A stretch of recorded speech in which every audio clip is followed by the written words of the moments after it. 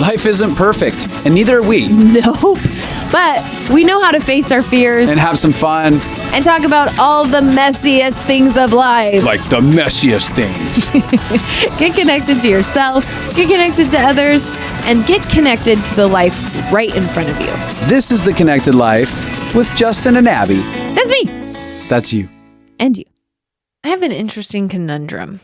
That has nothing to do with what I'm going to say. I was going to start the podcast with this random thought that I've been thinking. You know, I normally use olive oil for lotion. Okay. This is weird. But our dog thinks olive oil is a treat. So he just starts like... So if I put olive oil as lotion on my legs, then he just... it's disgusting to me. Because then he just licks my legs off. Uh-huh. Do you know if you smear... No. We're restarting the podcast.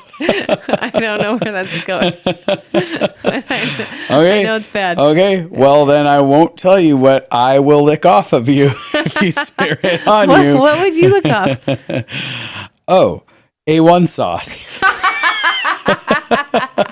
It's delicious. You can have it on steak. You can have it on chicken. You can have it on your wife. On Abby's legs. It's so good. It is so good. That's what they made A1 sauce for originally. Oh, legs. No. For Wife the bedroom. Legs for the bedroom. And people are like, I love this so much I should put it on my steak. Anyways. Oh, that'd be funny. I got something I want to read here. Okay. To our audience. Fun little thing. All right. Found this today. Every once in a while I check the reviews. Uh-huh. I'm like, how's that going? Yeah. What are people writing? Are people writing reviews? You know if you haven't. And this was on a podcast, Okay. or podcast, Apple Podcast. Yep. It says, how can I thank you enough for sharing exactly what I need right now to grow and feel good on my own healing path? Thank you to my massage therapist for sharing you with me. Oh, I love when we get good reviews. There's also several others on there that were really meaningful to us. But this one I liked specifically because that is how it works when you share the podcast with people. It impacts people's lives. And that's typically how most of the people who've become a part of our community find out about us is by people sharing. Like it's just sharing it along. Yeah. One of the reviews I like the most is how they talked about how funny we are. Oh, I'm like, that's honest truth right there. Solid truth. That's honest truth. I had one. I've seen a couple of comments in the past that complain about like banter and the play, and I'm like, look, life is full of so much heavy shit, and the stuff that we talk about can be really heavy. Totally. And I'm like, we have to bring fun to this area, or I don't want to do it. 100%. But I think that's the joy of life, is finding the goodness all the time. Mm-hmm. Yeah. Yeah. I'm very excited about our podcast today. I am too. This is a topic that has changed both of our lives. And we're going to be talking a little bit about the journey of connecting to your body inside the healing process and why that matters and what that practically looks like. And you're going to share a lot about your personal story of why you got disconnected from your body in childhood, and then the journey of reconnecting and how that's brought you a lot of healing. We're going to share some of the reasons why our bodies are important in the healing process. But I wanted to start with just a little bit of the science. You know, for those of you who are just joining us, I went through about 20 traumatic events back to back to back to back to back. And it ended up eroding so much of a sense of safety within me that I went into severe PTSD. And it was pretty life debilitating for me. Everything from being so sick that we were concerned I wasn't going to make it, to severe panic attacks. And I had to get healing. And I started by seeing a trauma counselor that was a lot of talk therapy. And she was actually really great because she helped me identify a couple main things. Mostly that even though I could logically talk about so much emotional health stuff, I wasn't actually present in my body. No one had ever mentioned that. I'd been in counseling for probably 25 years at that point, and all my counselors were wowed by me. They were like, oh my gosh, you know so much. Like, some of them didn't even feel like they knew what to add to it, because I could give them such great breakdowns of why I did what I did and how this emotion connected to this event and how this thing in my past, and I could diagnose and look at all the patterns beautifully, because that's how my brain works. But none of the counselors actually picked up on the fact that I was not feeling feelings. I was just looping up here. And that's why I needed to talk through the same thing over and over and over again, was because even though I could say all the right words and explain it really well, I wasn't feeling, and I wasn't getting it. So I couldn't move it through my body. I couldn't get it out. So I was staying stuck and trapped, reliving the same events or the same cycles or the same patterns or the same frustrations, but not getting an answer. And so this counselor pointed that out, which I thought was amazing, but didn't actually have the tools to help me learn how to get into my body and how to move things out. And that season was where I was having I remember the breakdown that kind of changed the game for me is I had a counseling appointment where we were talking about the different traumas that I had been through. And I went into a complete panic attack after that session, where I couldn't figure out where I was, couldn't figure out what I should do, couldn't figure out what was happening. Like, it was like my body went into a very intense freeze, which makes sense, because when we have a lot of threat, our body does something in order to try to protect us. So I went into freeze, which is like, I just went blank, and I had to end up having somebody, I was sitting in the car, I'd have somebody come in the car with me, help like get me back into being in my body. It was almost like talking about the trauma was too much, and I just jumped out, and I couldn't figure out what was happening. And they were like, you need more help than just a talk therapist. And a talk therapist, you need somebody who understands your body and your nervous system, because a therapist shouldn't have let you get that far into panic in a session. And that felt really incredible for me. And so that's when I found some body-based counseling, and that really changed my whole life. So I wanted to give a quick science explanation. Is that okay? Yeah. Or did you want to add anything? No, that's okay. I'll jump into my story after you kind of give a science-based explanation. So when we experience threats, our body goes into fight, flight, freeze, or fawn. And you can see that in animals too. So if an animal, like you see a cat when it gets threatened, and it might hiss and like swipe, that'd be like a fight response. Or if you see like a deer running away, that's a flight response. Or you see a possum lay over and pretend to be dead, that's a freeze response. And so animals and humans are built with these protective systems inside of us when we experience threat to do something to save ourselves. And there was this counselor named Peter Levine, psychologist, who was looking at that and being like, animals are in life-threatening situations all the time, but they don't get PTSD. And they don't do talk therapy. Yeah. Yeah, exactly. And so he was like, what is happening? What is the difference? And there was a noticing that animals, after a life-threatening event, often do something to discharge the energy that is inside of their bodies afterwards. So let's say a lion is chasing a gazelle, and then the gazelle evades the lion. It might shake afterwards or run off the energy, or some of them tremble or do like sighs. So animals do something with that energy after they experience the threat. And so one of the ideas started to be like, oh, is that discharge of the energy going on an important part of not getting stuck in PTSD? So he was working with a client. They call her Nancy, and she's having severe panic attacks, and she had an upcoming surgery she was about to go into, that she was feeling absolutely frozen on the inside. And so he was in this moment, and she was kind of narrating that freeze, like, I can't go in, I can't do it. And he goes, there's a tiger in the room, run. And so she just starts running. And then all of a sudden her body starts shaking and trembling. And then she lets out this huge sigh. And then her panic level begins to decrease all of a sudden. And what he did is he got her out of freeze. Like there's a tiger in the room, got her out of freeze. It got her body moving, and then it got her body to be able to release all of that pent up energy. And that began the exploration of somatic experiencing therapy. And it's really incredible. One of the quotes he says that I think is pretty mind bending and interesting is, trauma is not the event, it's the nervous system's incomplete response to it. Trauma is not the event, it's the nervous system's incomplete response to it. And so a lot of what I've had to learn to do is it's called completing the instinctual response. So the thing that your body wanted or needed to do in a situation, but you didn't get the chance to do, now you're getting to do in a safe place, in a safe way. So a great example would be like if you're in a situation and somebody is verbally attacking you in a counseling session, I might actually like see myself pushing them back and saying, no, I don't want you in my face.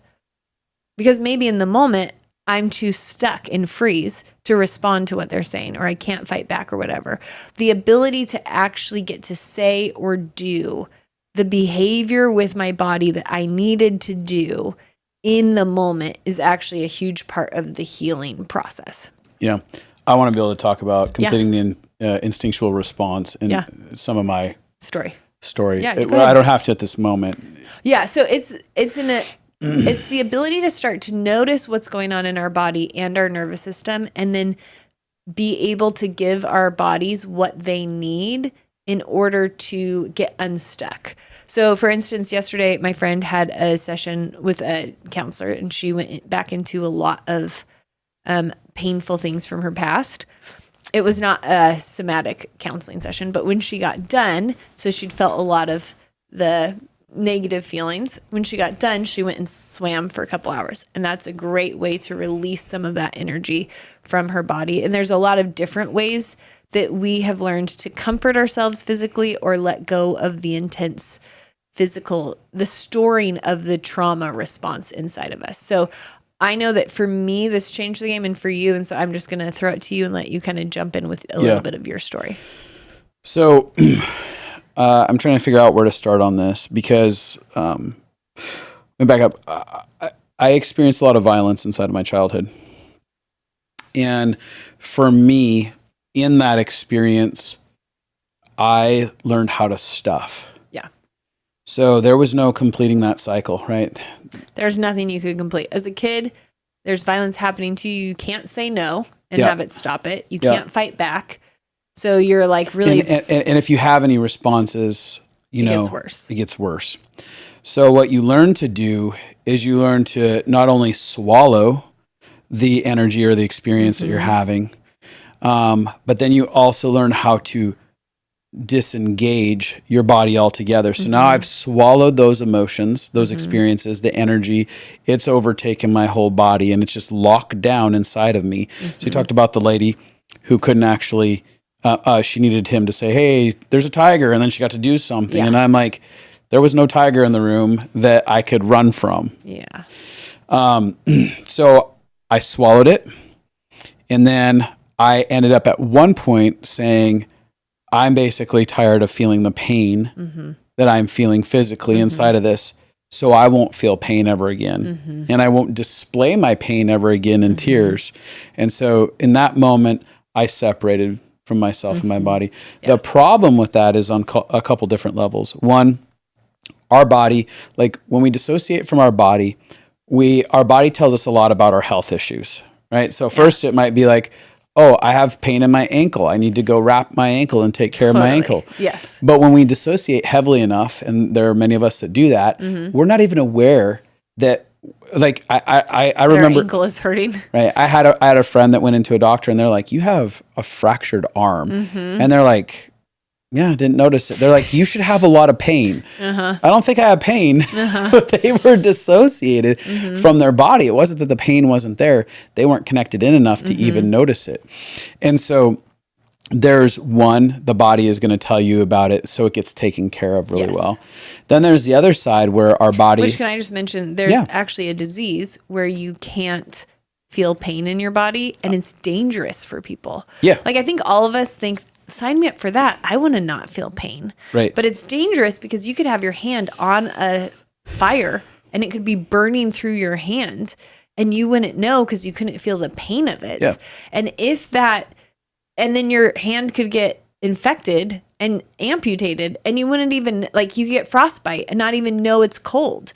So pain actually is a very good indicator of, hey, there's something that needs attention. Right. So there was years of me pushing through apparently a whole lot of different physical symptoms that my body was saying this needs to be taken care of. And then all of a sudden I have really big problems that I'm running into, and like, oh, but my body had signs all along the way, but my brain was dissociated from the reality of those signs.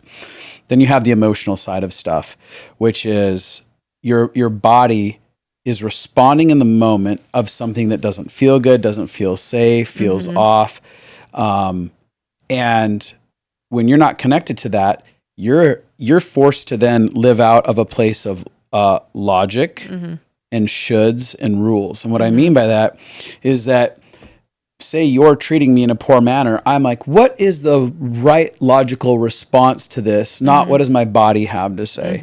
My body might be saying, this doesn't feel safe. I don't want to participate any longer in this moment. I don't have capacity.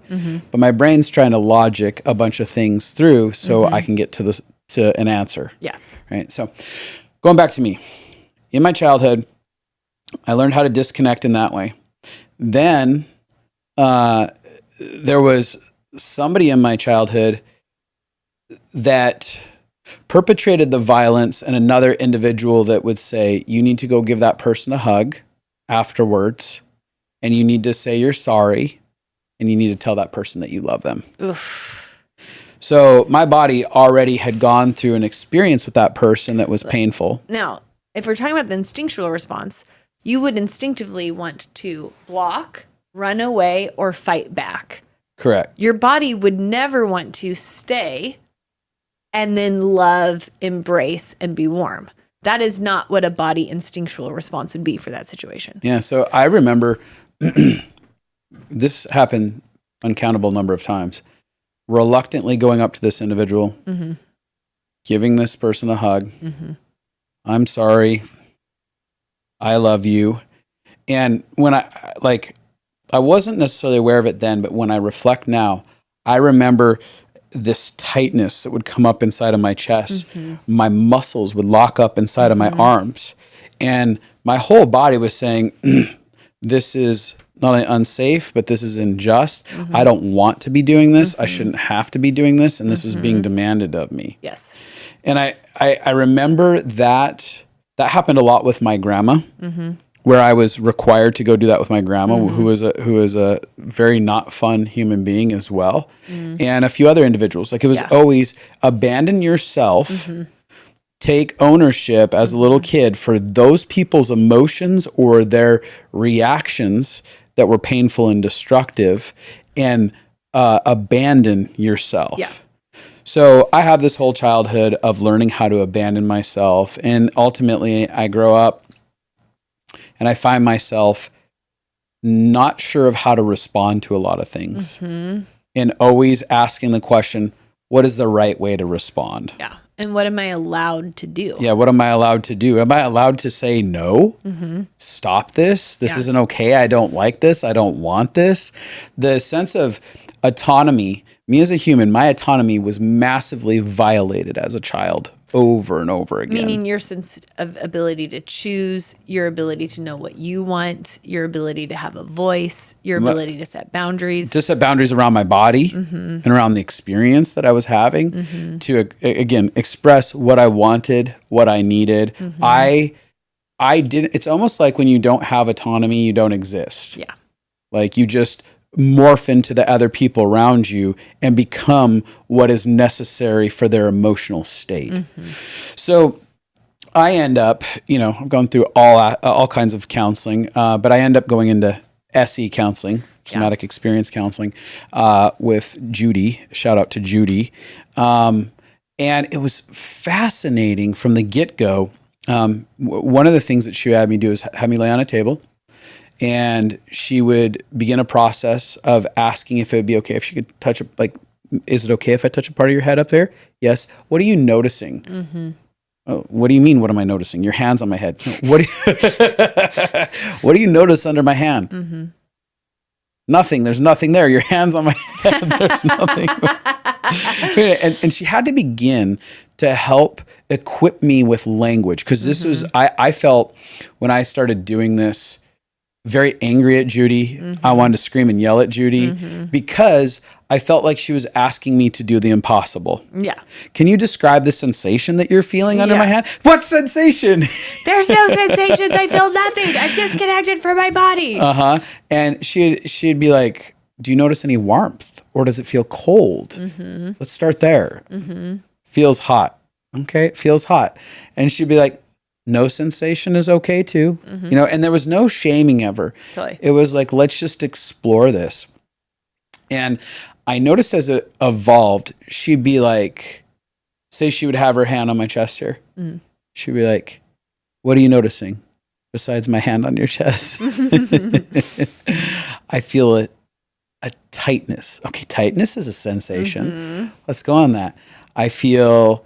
And then all of a sudden I start noticing I have anxiety about her having her hand on my chest, because I can feel a tightening or a pulling or a react. And I'm like, my body has a language. Our bodies have a language that we have to learn. Mm-hmm. And it's very foreign to us, but it's always talking. And so right now, as I'm trying to describe all this, I can feel a bit of an anxiety right here in my sternum, where I'm holding part of my breath, not breathing as deep. Aww. Because I'm trying to figure out how to describe all these concepts. Yeah. And I feel a level of anxiety about being able to describe it well. To describe the experience well. Mm-hmm. I wouldn't have been able to tell you that before. Yeah, totally. I would have just been like, I don't know, I was doing fine. So one of the practices she began to do with me is she was like, I want you to push my hand off your chest and say, I don't want this here. Yeah. Take your hand away. Uh-huh. And I was like, I realized I felt like I was a horrible person. Yes. I was like, I can't do that. That's so mean. Because your body was programmed at such a young age that you weren't allowed to say what you didn't want happening to your body. Mm-hmm. So I said, Judy, could you please take your hand off my body? She's like, no, tell me to take my hand off your body. It is your right as an autonomous being. You don't have to ask nicely. You can tell me exactly what it is that you want to happen right now on this, because I am in your space. Yes. And I was like,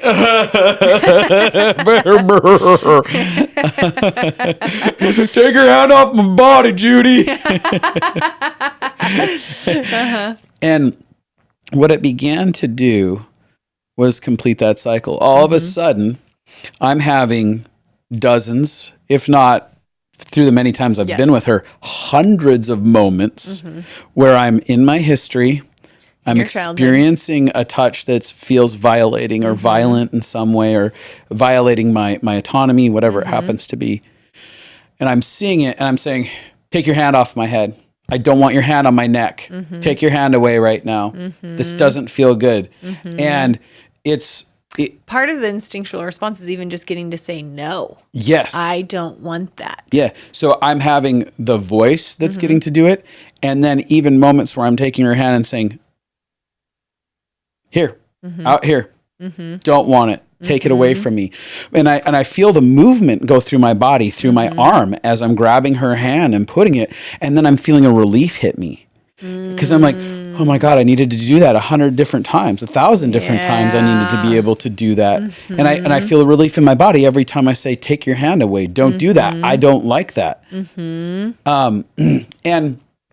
a lot of times I found in the violation, me in my journey to try and stop a violation, I felt like I needed to explain myself. Right. oh, please don't do that. That doesn't work for me because da da da da da. And she was like, why are you explaining? Stop explaining. Your body has told you that it doesn't want this experience. And you don't have to explain yourself. But I don't have to explain myself.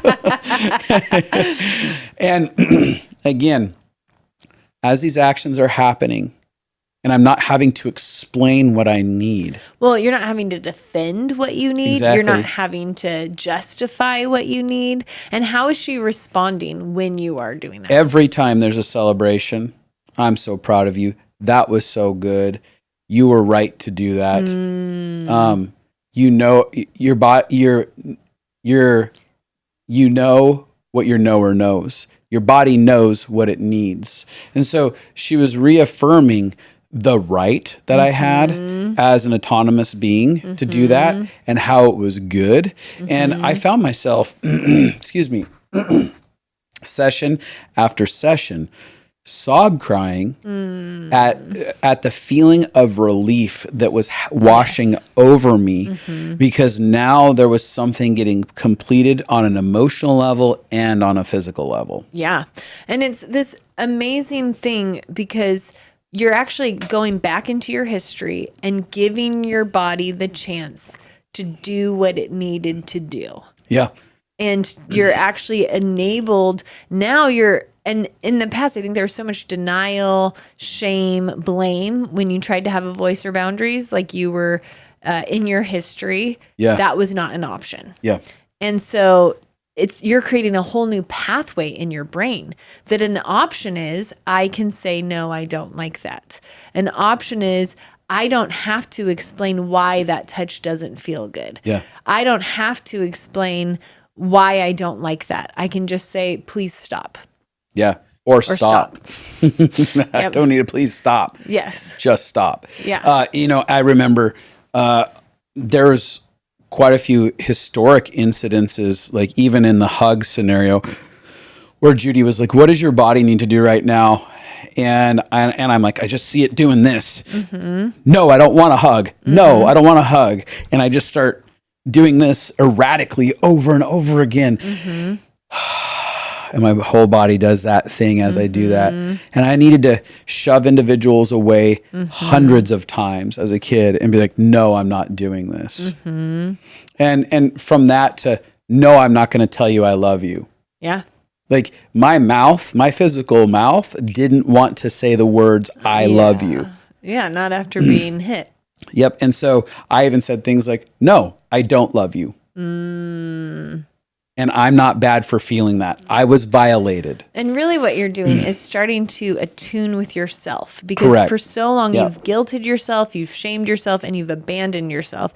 And this is one of the other things that I think a lot of trauma specialists would say is that trauma healing is when you come back to you, when you repair the relationship with yourself, because most of us, to survive trauma, had to break away from ourselves. So this is a great example of now you're saying, oh, I actually don't want to say I love you. And now you're attuned with yourself enough to know what it wanted. And now you're giving it permission to say that. Yeah. Which is really incredible. I think that I'm trying to see how to say this. It's frustrating at the beginning of learning how to attune to your body and connect into it. It's foreign. For most of us. Oh, yeah. Right? It felt crazy to me. And I just wanted to make a note really fast here. If you're listening to what we're saying and it sounds foreign to you, and it even sounds almost like you almost feel like this violent reaction, like, that's stupid. It's stupid what they're saying. There's a few reasons behind that. One, part of the foreignness feels overwhelming to even figure out, like, how am I supposed to do that? So our logic hits and we're like, I can't logically figure out how to do that. That overwhelms me. It also, a lot of times there's protective mechanisms that we built in. So for me, part of my protective mechanism was to dissociate from my body. Yes. So when someone was asking me to connect into my body, it was like them asking me to lay down my armor or my shield and begin to participate with something that I didn't want to be in the first place because I didn't believe that it was safe. So I was offended at the idea of participating there. So I was very quick to get angry. So if you're listening and you notice that, there's a good chance that what we're talking about is asking you to do something that you're like, I'm terrified of doing that. Well, I think about me, I have had such crazy health issues from a very young age, so much medical and physical trauma. And so when I started learning about being in my body, what I thought that meant is I'm going to have to feel the trauma in my body more. I'm going to have to feel my pain more. I'm going to have to feel more of the suffering that I've been trying to survive. And I actually feel it less, which is the ironic thing. The more I've gotten into my body and been aware of what it's feeling and what it's needing, what it is really doing is it's allowing me to release the anxiety that's stuck in there, the depression that's stuck in there, the panic that's stuck in there, the heaviness that's stuck in there. I can't release it until I actually can connect to it. And so for me, that has been one of the main points is I've actually learned to feel much more pleasure. I actually feel better in my body than I ever have through doing this. And we made a course about this specifically. If you're listening and you're like, this feels foreign or overwhelming, or how do I go on that journey? We made a course actually explaining all of the science and then giving so many actual ways to comfort, take care of yourself, notice your body, learn the language of your body. We do step by step where you can actually learn to feel as much pleasure as you feel pain, because when you numb out from your body, you numb out from both. Yeah. And it's actually the good feelings in our bodies that helps create enough safety for us to heal from the trauma that we've been through. So we talk about exploring both of those in Reclaiming You. You can go to justinabby.com or you can email us and we can get that for you. Yeah. So I've noticed that as you have participated in being connected to your body in all this time, your anxiety is massively lowered. Oh my gosh. Your responses to things, my reactions are so much smaller, so much more peaceful inside of it.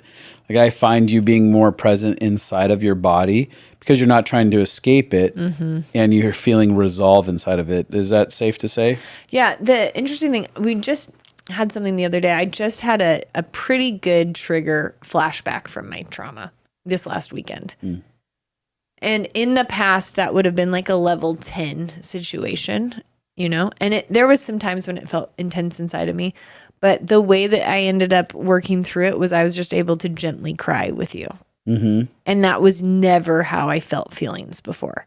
How I felt feelings was extreme rage, anxiety, panic, sadness, depression. I was either in bed all day under the covers for like a week, or I was, out of control. I was sob crying uncontrollably, or I was raging about something, not even necessarily about anything specifically, just because there was so much constricted energy in my body, so much compacted, so much built up from years and years and years.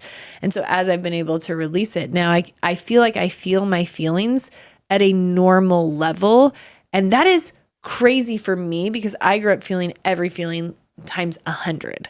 I am on the autism spectrum. I had autistic meltdowns my whole life that were very overwhelming and out of control. And learning how to know what's going on in my body and help myself has really helped. And one of the things I'll say is one of the fastest ways to start to make feelings smaller is to be able to notice the physical sensations and narrate them.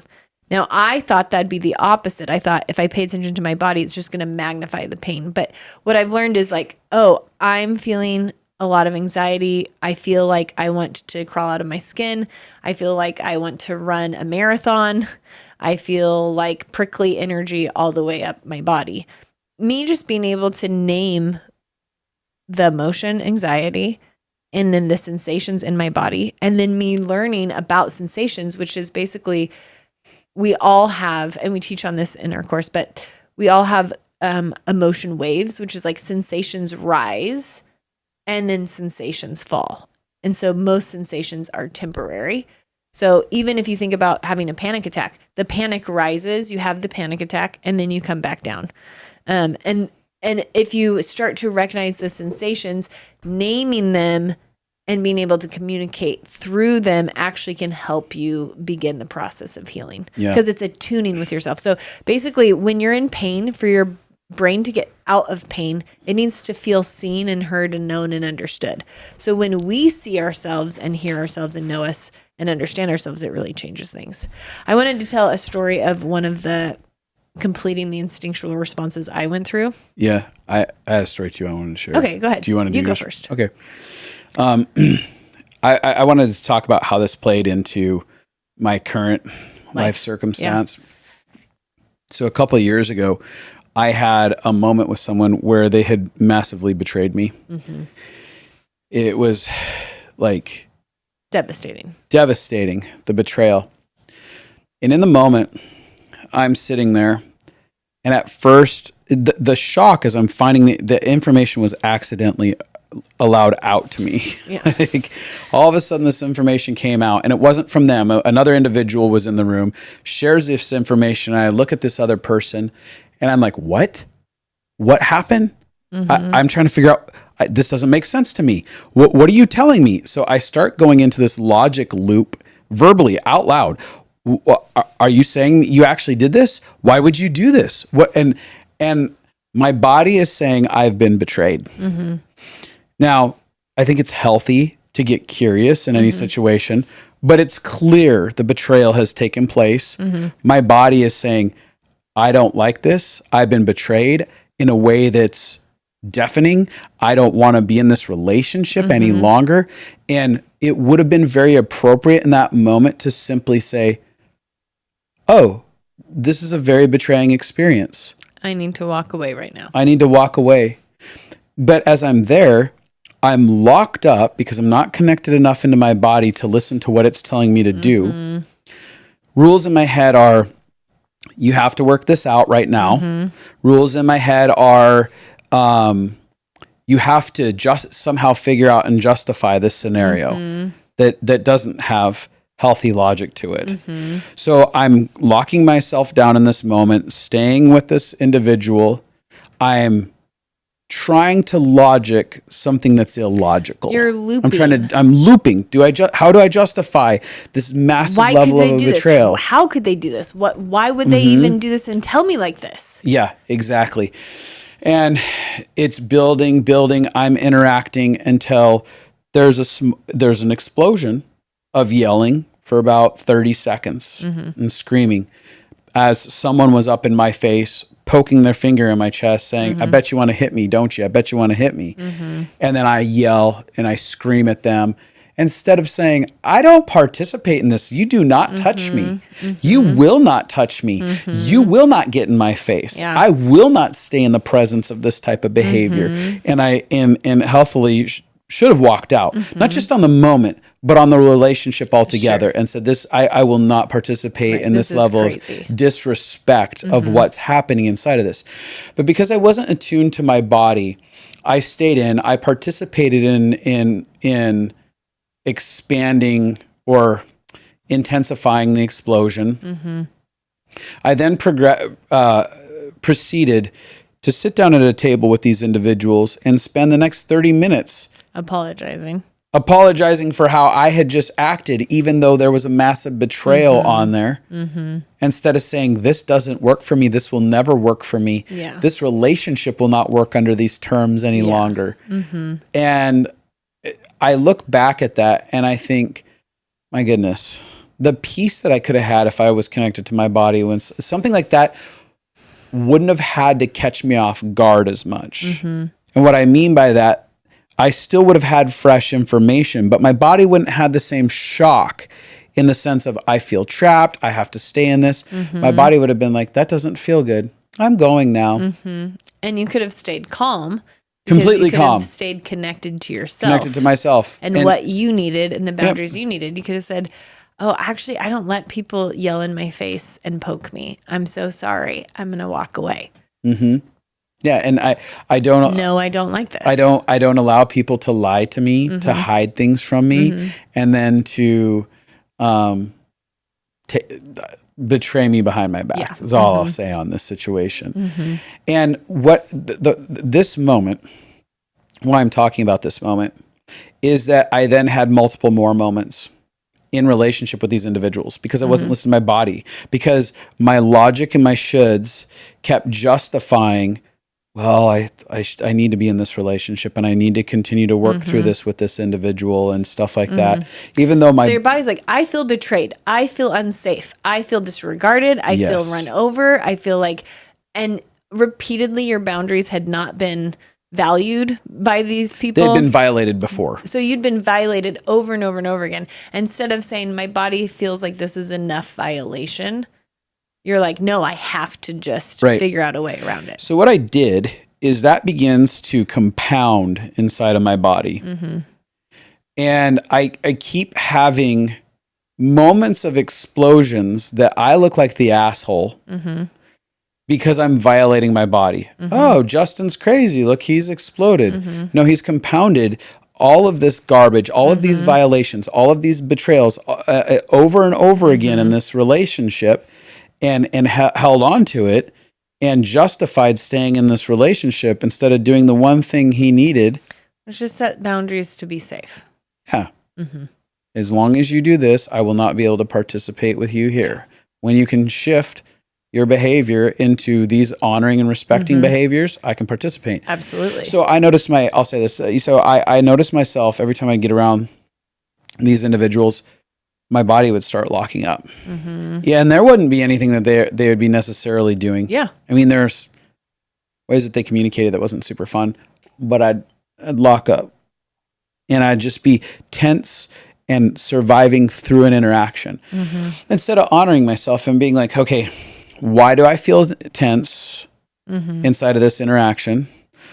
Do I need to do something internally to take care of myself? And is there something externally that I need to participate in doing to take care of myself? Yeah. Because my body over and over again through all those mini moments was saying, I don't want to be around these individuals. Yeah. I don't want to be here and I don't feel safe here. Totally.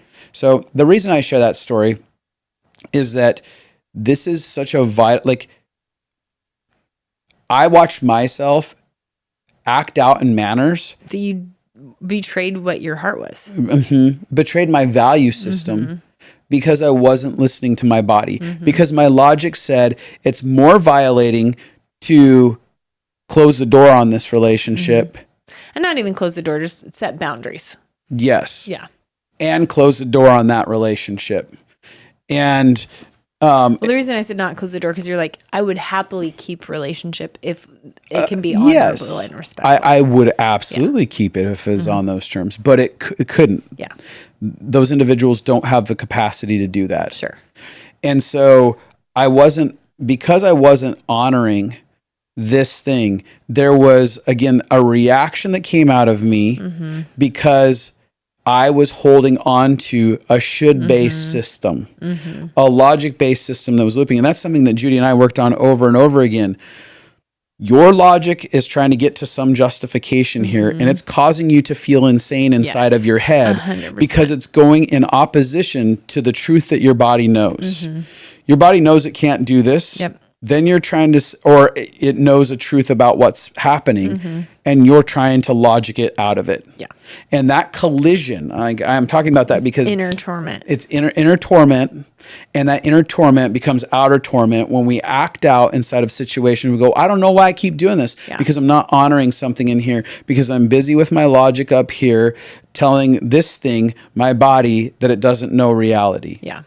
And it doesn't mean that I know exactly why people are doing what they do or whatever, or what their intentions are. No. But my body knows it doesn't like it. Yeah. And it doesn't have the capacity to participate in these interactions the way that they're going. Yeah.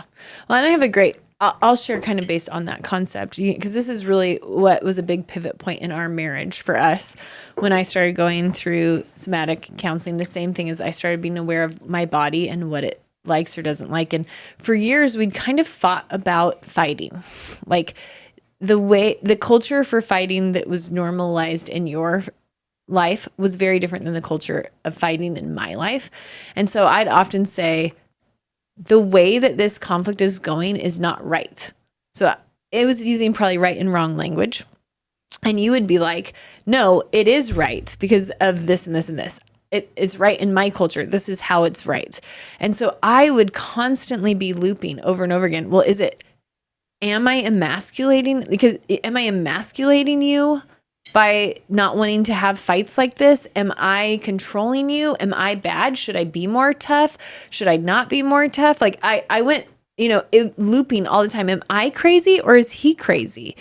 Is he right or am I right? And that's what you're talking about that logic looping, where we're trying to figure out whose reality is true more than what do I actually feel. Right. And so I got to the because place. that's irrelevant, right? Yes, because whose reality is true is irrelevant. The question is, what do I need and what do I have the capacity for? Yes, and I didn't know that was the question. So we spent years in our marriage, and I would second guess my own self, because you would fight back and you'd be like, this is totally fine. And I would be like, it doesn't feel fine, but am I just being a pansy? Do I need to learn, whatever. So when I started recognizing, oh, this doesn't feel good to me, and I can't manage the sensations that come up for me when we fight like this. Like, oh, if it's intense like this, that might be normal to you. That might even be calm to you, because we came from very opposing different ways that anger looked in our family. So anger was very intense in your family. So I would be expressing something that was very calm to me. In your head, you're like, this is so chill. Yeah. And in my head, I'm like, this is crazy. And so I did that back and forth. Is it chill or is it crazy? Is it chill or is it crazy? Is he right or am I right? What do I do? What do I do? And I felt crazy because of it. And the thing that stopped the feeling of being gaslit was, it actually doesn't matter if it's right or wrong. I can't handle it. Yeah. My body can't handle this level of intensity. And getting to the place like, hey, if you want conflict to be like this, you can do that, but probably not with me. So like, you could go find another wife if this is how you want to do it. Because I'm no longer saying I'm right and you're wrong. I'm just saying I personally cannot keep doing this. And I'm seeing my reactions are getting intense, and I'm seeing that my responses are betraying who I want to be. And all of that is because instead of just saying, I was constantly like, am I right or wrong? I'm only allowed to set boundaries if I'm right, is what I believed. Instead of, I'm allowed to set boundaries because that is what my body has capacity for. And I had the same thing. I think one of the things that offended me about that is because I was constantly overstepping my internal no with you. So you were doing stuff where I didn't have capacity for it, but I would push past it, and I'd tell myself, shut up, just do this, interact, figure out a way to interact with her on these terms. Yeah. So I would go and meet you on your terms, even though it felt like it totally went well past my capacity. Yeah. So then when you would go to be like, I can't do this, I'm like, who are you to say you can't do this? I'm over here doing everything on your terms, which my being was angry at, ultimately me. Yes. Saying, Justin, I need you, even if she thinks you should be able to do it, I need you to tell her you don't have capacity for this. So we were both having that interaction, and we were both arguing over, am I allowed to? Is this right or wrong? And the question really isn't, is this right or wrong? The question is, am I aware of my nervous system? And this is why learning to pay attention changed our lives, because now I started paying attention to when my anxiety is rising in my body in a conflict. And so I'm now noticing it when it's at a 2. In the past, I noticed it when I was freaking out at a 10. Right. Which was not fun for either of us. No, because all of a sudden you went from 0 to explosive. And I'm like, where is this coming from? And I genuinely thought it was 0 to explosive. But what it was actually 0 to 1, 1 to 2, 2 to 3, 3 to 4. I was totally disconnected. Slow burn. I was totally disconnected for the 1, 2, 3, 4, 5, 6, 7, 8. I could feel it at an 8, but then 8 was right before 10. And so it's like, boop, here we go. And it's kind of like if you think about a teapot, it's like silent, and then all of a sudden it whistles. But if you are paying attention, it's actually boiling for a while. You can hear the boil, and then you can start hearing the slow whistle, and then it's like, raw! Yes, there's screaming. a lot of things that you can hear before that. And so learning to actually pay attention to my body sensations helped me start to manage myself, and then learning that I'm okay, I'm allowed to have them. So like, hey, I can feel that I'm having a lot of anxiety. Instead of arguing with if what you're doing is causing me anxiety or if I should have anxiety in that situation or not, I just was like, it is. Yeah. I'm having anxiety. I'm having anxiety, so period. I need to do something to be able to take care of that. I think about another story that really impacted us in our marriage was I was in counseling and I was so locked up from fear in our conflicts. We'd had some crazy conflicts in the beginning of our marriage, and it created a lot of fear in me. And so I was so locked up in fear, and my counselor was like, what is it that you would like to do? And I was like, I want to be safe. And he's like, do you need to build a fort around you? And I was like, absolutely, I need to build a fort around me. So I built this fort with like huge walls around me with like the couch and the countertop and then when I got into the fort, I felt trapped and I started having panic and anxiety. And I was like, this just feels worse to me. So he was like, okay, what is a smaller way you could build the fort? And it's funny because I just built it with like 2 pillows and a purse. They were just surrounding my body. So it was like just a perimeter outline. And when I stepped into that, and that's literally me physically creating a boundary, because so much of our trauma is from powerlessness and from feeling like we didn't get to have a boundary. We didn't get to have a voice. So all of a sudden I am inside this little fort and I instantly start to cry. I instantly get soft because I feel safe enough to feel I feel protected enough that I no longer need my anger to protect me. In that moment, I feel protected by this imaginary fort. So when I'm in that, I start crying and I feel for the first time, I feel really rejected, but in our fights a lot. And I had never even gotten to that soft place of noticing that I felt rejected in our fights, because I had so much fight energy that I was having to use to try to protect myself, to try to have boundaries. Which is also shocking to me when I found out that you felt rejected, because I was like, there was like a honey badger that came out of you. And I'd be like, you're just a honey badger. Yeah, you're going to kill me. You're going to kill me. Uh-huh. And you're like, I actually feel really rejected. And I'm like, you could have fooled me. Mm-hmm. But that protective, right? Yeah. And I needed to be able to use my fight energy. And I had done, in that session, I actually had done first I did Kung Fu, like fighting things. I kicked and I hit. Is? I don't Is that actually, what it looks like? I actually don't know what Kung Fu is, so I guess not. I did karate, my own version of karate. Yeah, your moves. version of karate. Yeah. And kicked and punched and hit, and then I said no and pushed away. Then I created the fort. But it was like this thing of my body needed to feel like I was allowed to defend and protect myself until it felt safe enough to help me understand what was really going on underneath my trauma responses. Again, when we have threats, our body goes into fight, flight, freeze. And so we're trying to figure out what does my body need to do to release that enough to be able to understand myself and attune with myself more. And so then when I was able to tell you about that and tell you how I felt rejected, it was shocking for you, but it then began building a whole different story for you of compassion. Oh, absolutely. Because then I was suddenly like, okay, all these angry moments that are going on for her, somehow there's rejection inside of this. She's feeling rejected by this moment. Mm-hmm. Okay, this moment equals rejection. What does that mean about how I can show up and shift the energy? Because if you're in fight energy, I've got to be in fight energy. And if I'm in fight energy, you've got to be in fight energy. And how do you get out of the bad dance of living in the fight energy back and forth? And part of it is the vulnerable expression of what's going on inside. And we can't be vulnerable about what's going on inside if we're not connected in. Yeah. And so the more that you could tell me, this is what's going on in my body, and I can tell that it feels like it's rejection, then I could go, oh, I don't have to defend anything. But until you're allowed to have boundaries, you can't, like when you were a kid and you're being forced to say, I love you, and hug somebody that just had physically hurt you, you can't feel your vulnerable feelings. Yeah. because you're just you're frozen in protection.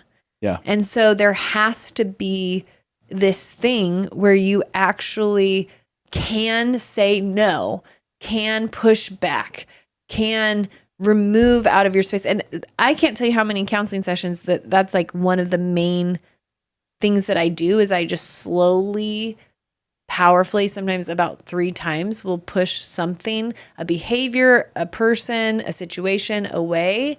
And I'll just say no to it slowly. And sometimes I like have to roar at it. Sometimes I have to do something to discharge that fight energy. And other times I just can then feel the tenderness and I can get compassion and nurture to myself after that. Yeah. I remember, what was I going to say about saying no? You talked about the permission, I think, the permission to set a boundary. And it's funny because as fully grown adults, most adults would be like, well, of course you have permission. Yeah. But most of us that have had any level of violation of boundaries don't actually know that there is permission. You have to be told. Like I remember being with Judy and her being like, you have full permission to say no. It is your human right to say no when you don't like something. And cognitively, I know that. Yeah. I know that as someone who is like consulted thousands of individuals. But when it came to my own being, that hit like some like wild revelatory moment for me, where something inside of me had clicked as it had someone from the outside saying, you have a right to say no in this moment.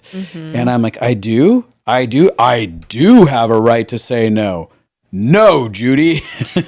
Well, and then you had to have the reparenting situation of her saying over and over again, you're allowed to say no, and then celebrating being it. praised for it. Being praised for it. And it began to rewrite the coding inside of you. And what I have found is, so I would have been scared years ago that this kind of situation would just make you a boundary asshole. That now you just go around and be like, no. But you actually, as you're allowed to say no more, you've actually been more tender. Because then you're not having to be in fight energy all the time. Because you're like, I can say no to this and I can be soft. Yeah, because my no gets, like you said, there's no fight energy behind it. Because I'm like, I have a right to say no. So I'm not, this isn't up for discussion. I'm not here having to defend my no. No, I don't have the capacity to do this, Abby. And even if you're like, I need, okay, I don't have the capacity to do it. Instead of like, no, I'm not going to do it. Like it's a total shift because I know inherently I have this right. Yeah. I am not bad for it. So I'm not fighting that battle inside of myself in that moment. Yeah. Yeah, this is a good conversation. I think if I was listening and had never heard any of these concepts, it could be a little bit like a whole new world. Yeah. We really do break it down very clearly. Our course is like a roadmap that gives you like step-by-step instructions to understand yourself. We have a list of physical sensations. We teach you how to start being aware of it. We have practices. We have a library of over 80 actually guided body interactive sessions for you. They're like 10 to 15 minutes long that you can actually go through so that you can learn to become aware and feel good feelings in your body and become connected to it. And then we kind of give you step by step how to comfort yourself and move energy out once you recognize what it is. So you can, we do that. It's called Reclaiming You. It's a part of the Connection Cure, which is our membership program where you have access to all of our courses, which is an amazing deal. Yeah. So if you're having any problem finding any of that on the website or anything, you can jump on our landing page on Justin and Abby, that's abi.com. Scroll to the bottom. We have a place where you can just email in right there and communicate with us and ask whatever questions you may have there, and we'll hopefully get back to you. It's been a good conversation. I like talking about this. This has been a powerful part of my life. I think there's so many modalities of healing that are deeply impactful. Absolutely. So there's no one right way. I agree. I think that this is a very critical part of the human healing process. This is one aspect that if I was sitting down and laying out like this is part of the puzzle of healing. And this is a very vital piece. And I think if people haven't touched into this area yet in their life, this is something that in the right timing is definitely very necessary. Yeah, I mean, it's big on the planet right now. The Body Keeps the Score came out, in the past Quite a while ago, decade or two. I actually don't know when it came out, but it became very big in culture, and that's why we created a how-to, what to do with it, because my body, like, I used to OCD loop about everything. I used to think about everything and talk about everything, and once I got my body involved in the healing process, I have more peace than I've ever had my entire life. Yeah, I've noticed you don't ruminate on something. Like, I've watched you go from, I'm going to talk about the details of a circumstance over here that's kind of really irrelevant. Like, that's not the real question that needs to be asked and solved. As you've gone into your body and be like, what does my body need to do? What is it experiencing? And when you close the loop in your body, you're kind of like, oh, okay, it's fine that there was that over there because I've resolved this in here. Well, because for so many situations, we can't get to understanding. You can't understand why bad things happen. You can't understand why this person responded the way that they did. You can't, like, we are looking for something in our brain to help us feel safe again. And oftentimes, if we help our body feel safe again, we realize we don't even need that answer. I think about this one example of someone sitting ruminating on, why did they leave me in a relationship, like divorce or walking out of a dating relationship? And they'll go, why did they leave me? Why did they leave me? Why did they leave me? I've got to figure it out. I've got to understand so that I can protect myself. Which sends you into complete insanity because you make up all kinds of answers instead of going, what did I feel? Oh, my body felt deeply rejected. My being felt rejected inside of that. I have something that I need to resolve in here. How do I get comfort to that part in my body, and how do I move that heavy energy out? Yeah. And let the love or joy or peace. Hope or peace and feel those feelings again. Yeah. So anyways, guys, thanks for joining us. Now, remember, rate, review, subscribe, and share on whatever platform you're on, Spotify. Share this with your friends. Apple Podcasts. Conversations. YouTube. Oh, yeah.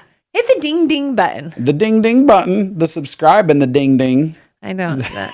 I felt really old when we both did that. There's a subscribe button and there's a bell button. Oh, there's two different buttons? Yeah, you subscribe and then the bell alerts you. To be honest, I just got a YouTube account like a month ago. And I feel delighted that I can subscribe to things because I used to have to search for it all the time. And now I'm just like, hit the bell button and it'll tell you when a new video drops. Oh. Yeah, so you got all that going on. Anyways, so you got all that going on. When you guys then share, you can make a good algorithm on YouTube, which is fun. Yeah, when you guys share and tell other people to listen to this, it's so helpful. That's the gift you give back to us. If you benefited from this, go out and do your leg work and do some of that for us. A little bit of work. Little. I'll give you this. You give me that. Back and forth. That looked dirty. I love you. I'll scratch your back. You scratch mine. That sounds dirty. With our clothes on. With our clothes on. And you're allowed to say no. Don't touch me. Don't touch me. Hey. Bye. Bye.